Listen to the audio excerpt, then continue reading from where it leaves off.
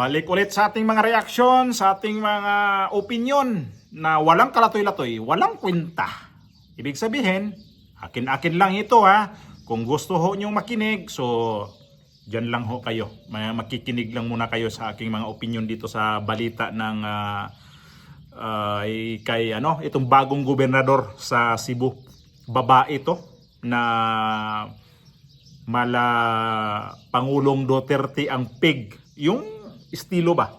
Kanyang pamumuno sa Cebu na ayaw niya ng may mga adik-adik ayaw niya yung mga guluhin yung Cebu kasi gusto niya tahimik na probinsya. Ito yung gobernador na may pinagmanahan sa kanyang nag-endorse na si dating Pangulong Duterte na ayaw niya mapahiya, in short. Nung nakita naman natin to, ay ako na-vlog ko to siya nung panahon ng kampanya na nakita to sila ni VP Sara at ito yung gusto niya na mangyari na sundin ang gusto ni dating Pangulong Duterte. Kasi ito yung nagtalo ni Gwen Garcia na dating gobernador sa Cebu na nasira ulo ang dating nito si Gwen Garcia kasi bukha yatang si Gwen Garcia parang akala siguro niya na sa kanya na ang Cebu. At di niya akalain na itong si Pambari 4 ay lalabanan siya at sa bandang huli si Pambari 4 nagiging gobernador. At si Gwen Garcia hindi nga nag-ayos na yung transition nila, yung mag-turnover na ng mga dokumento nila. Kung ano bang nagawa, ano yung gagawin pa lang na natira, magkano yung pera natira, wala yun. Kung magkano yung pera natira, wala ho yun. At ito yung si Pambari 4 na matapang na pagka-gobernador. Ito yung gusto natin na ganitong klaseng mamuno sa ating gobyerno. Hindi kagaya ng puro salita lang, puro papreskon lang, puro ganitong dapat. Babae pa. Tinalo na ngayon ang mga talo pa si Bongbong Marcos nito Tatalunin niya mga lalaki nito. May babala ang bagong gobernadora ng Cebu sa mga kriminal sa probinsya. Tapos na ang maliligayang araw niya. Warning! Sa agenda reporting, Mary Ann Uy.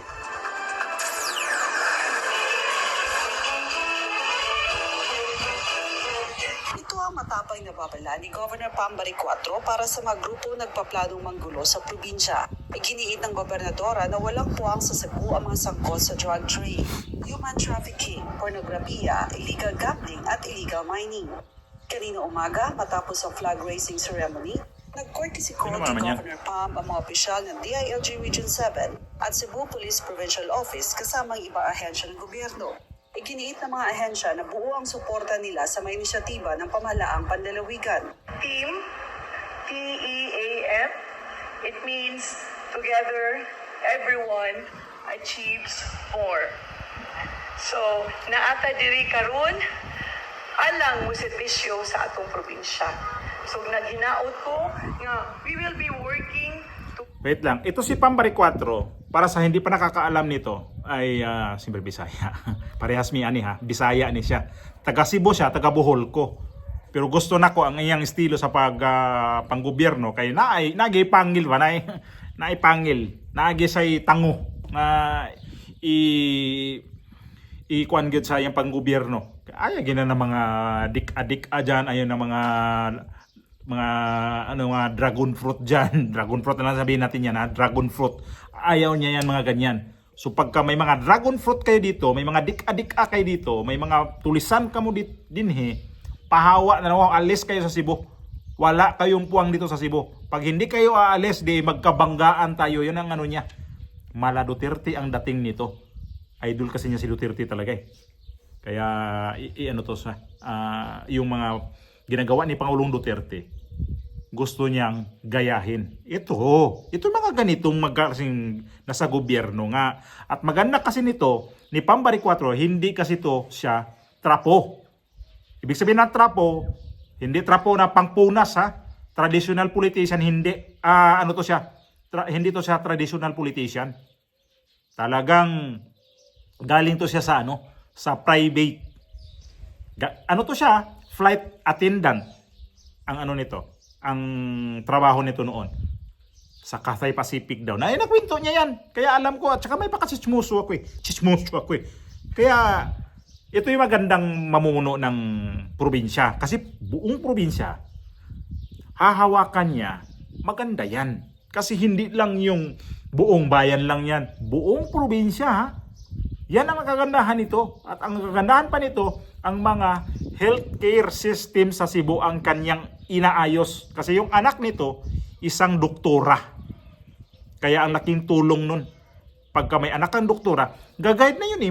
Kasi anak mo doktora eh. No, paano ba ang mga gagamitin ng mga doktora? Ano bang gagamitin sa mga hospital na ganito? Alam ng anak niya kasi doktora eh. Ito Tsura pa naman ni Pambari 4 ang tapang oh. Kita nyo? Mala BP Sara ang dating nito ha. We will be working together peacefully, politics aside. Politika aside. Huwag na yan, politika. Magmalipayon sad ta sa atong trabaho.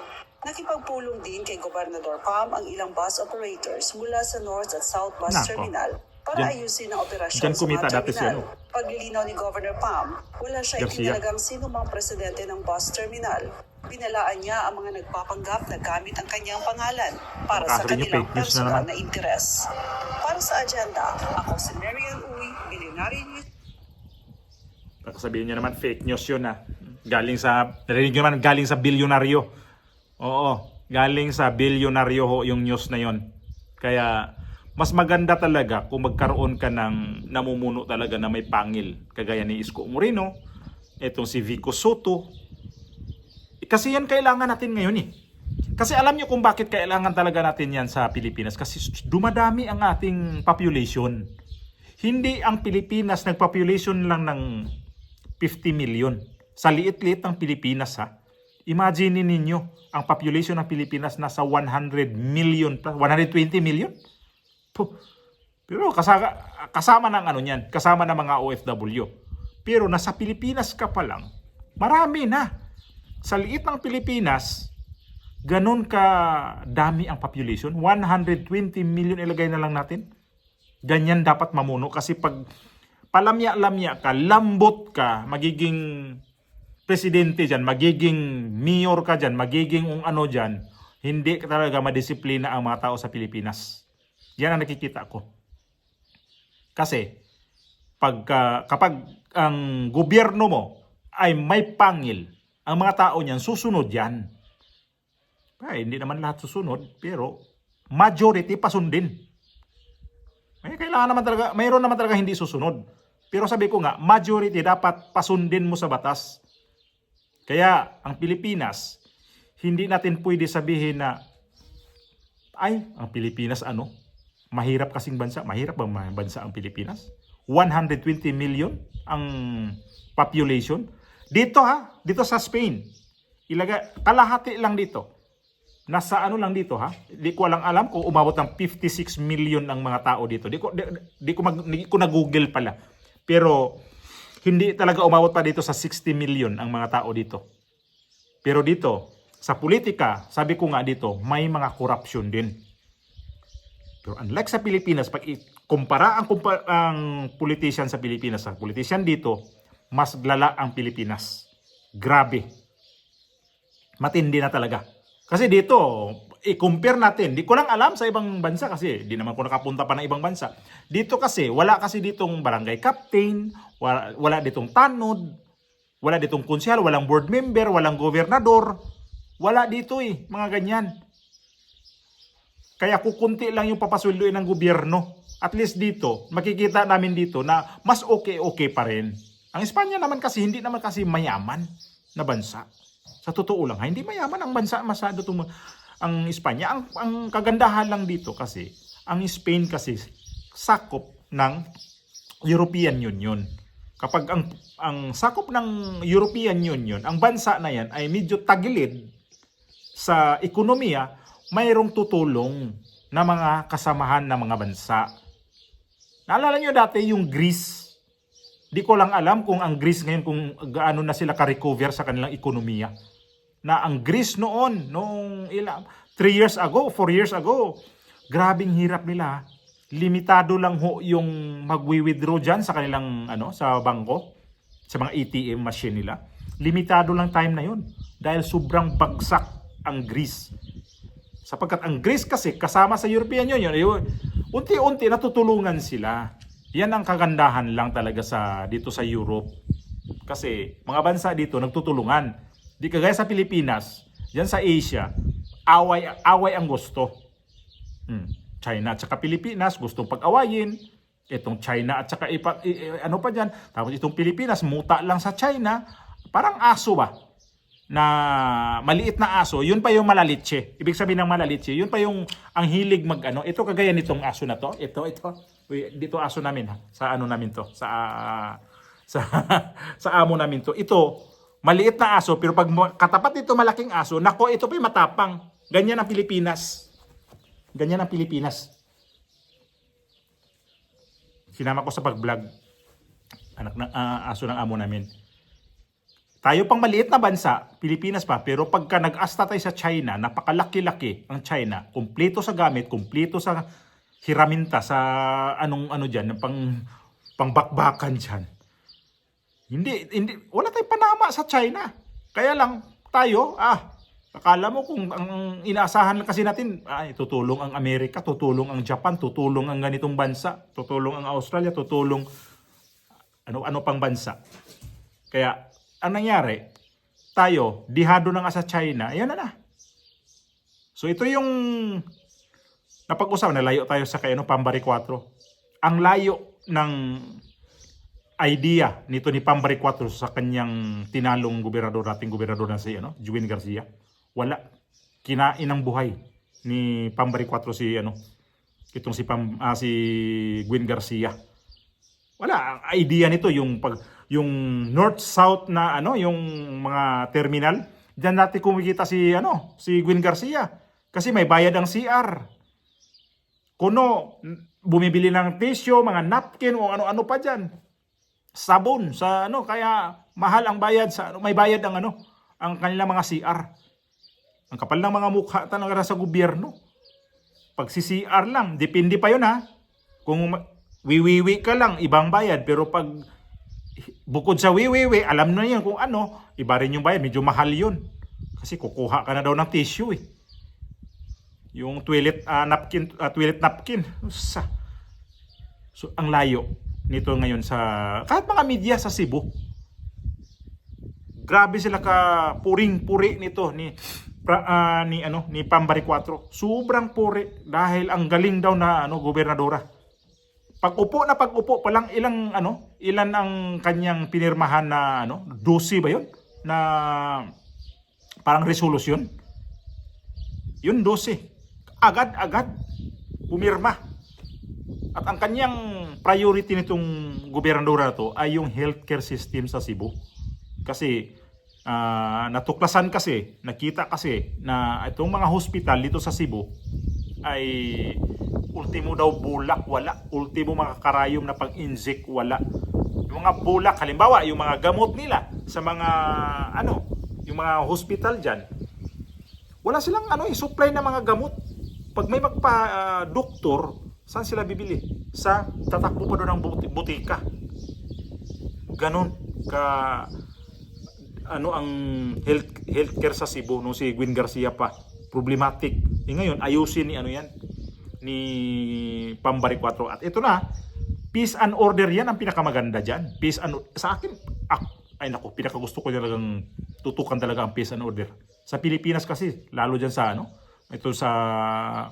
sa Maynila ngayon, at least si Mayor Isko Moreno na nagiging mayor. Pinakamaganda talaga ang peace and order talaga. Yan, dapat talagang unahin yan. Tapos itong healthcare system. Kasi pag yan na ang dalawa, mag-aangat yan ang ganda ng bansa. Peace and order at saka yung healthcare system. Kasi dyan papasok ko yung mga investor. Kasi maganda ang healthcare system. Tapos maganda ang paligid mo kasi walang mga bingbang diyan. O iba yung bingbang na sinasabing ng iba. Walang mga snatcher, walang mga mandurupot, walang mga tulisan diyan. Kasi pag tahimik, pupunta talaga ang mga tao kasi di takot eh. Unlike sa ibang bansa, punta ka nga lang, pag sabihin nga lang ba Tondo, ayaw mo pumunta ng Tondo kasi magulong lugar. Yun pala ang Tondo, matahimik na. Nangyari yan noon. Pero ngayon, si Yorme na ang mayor, wala na yan. Kaya mangyayari yan sa Cebu, ganun na rin. Tatahimik ang Cebu. Kasi nakikita kasi ni ni Pambari 4 kung anong mayroon sa Cebu nung di pa sa umupo. Yan talaga ang pinoproblema niya. At ito na ngayon, ang ganda ng ginagawa. Yan ang gobernador. Hindi yung may bayag na hindi nagpakabayag. Itong babae na to, walang bayag pero nagpakabayag. Yan ang ibig kong sabihin dyan. Yan lang yung totoo, realidad na pagkasabi niyan. Kakahiya naman tong presidente natin. Talo pa sa vice-presidente babae, ang presidente natin na may bayag. Ay nako, lamya. Purol ang utak. Yan lang ang totoo. Samantalang itong babaeng gobernadora dyan sa Cebu, matalas ang utak, magaling. Si Bongbong Marcos nag-ikot pero wala namang nangyari sa pag-iikot. Puro pa-interview lang. Hanggat nadamay pa yung reporter ng may reporter pa nadamay, tinanggal tuloy. Dahil pinagbintangan na inambos interview daw, hindi sumunod sa protocol. Kaya sa kanyang pupunta, di man lang din nag-isip na ang presidente na yan lumapit, kitang-kita si video, lumapit sa mga media. Ayan na. Walang bayag kasi.